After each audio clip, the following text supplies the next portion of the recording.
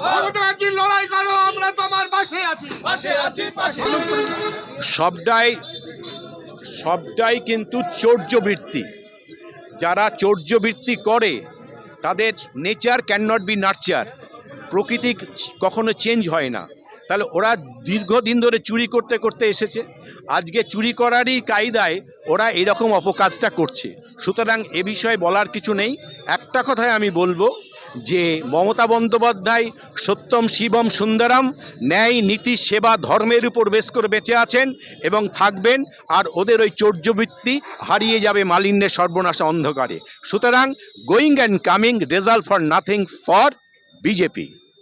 ED বলছে যে ED ছিনিয়ে নিয়েছে আমাদের যে ফাইল, সেগুলো ছিনিয়ে নিয়েছে। তাই পাশাপাশি রাজ্যের বিরোধী নেতা তিনিও বলছেন যে দলের সংগঠন তত্ত্ব আইপ্যাকের কাছে থাকবে, সেগুলো তো থাকবে দলের চেয়ারম্যানের কাছে।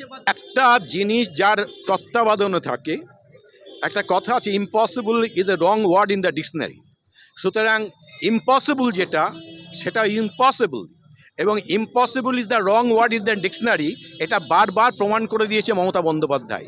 সেই রকম এরাও ঠিক সেই কাজ করছে যাতে মমতা বন্দ্যোপাধ্যায়ের একটা অন্য জায়গায় মানে একটুখানি আঘাত পায়। কিন্তু না, তা হবে না। আমি আবারও বলছি, মমতা বন্দ্যোপাধ্যায়কে এক চুল এদিক ওদিক করতে পারবে না। ওরা যারা কাজ করছে চৌর্যবৃত্তি অবলম্বন করে করছে, they are going and coming but result for nothing. এটাকে বলবেন যে তারা কৌশলে পাচ্ছে না, তাই বল দেখিয়ে তারা অবভিয়াসলি দ্যাট, কারণ এরা পারছে না বলেই তো এই কৌশলটা নিচ্ছে।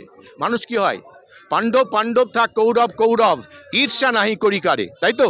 অর্থাৎ পাণ্ডবের মধ্যে থাকবে, কৌরবের মধ্যে ঈর্ষা নাহি করি কারে। মমতা বন্দ্যোপাধ্যায় কাউকে হিংসা করে না, আর ওরা হিংসায় আশ্রয় নিয়ে এই অপকাজগুলো করে বেড়াচ্ছে।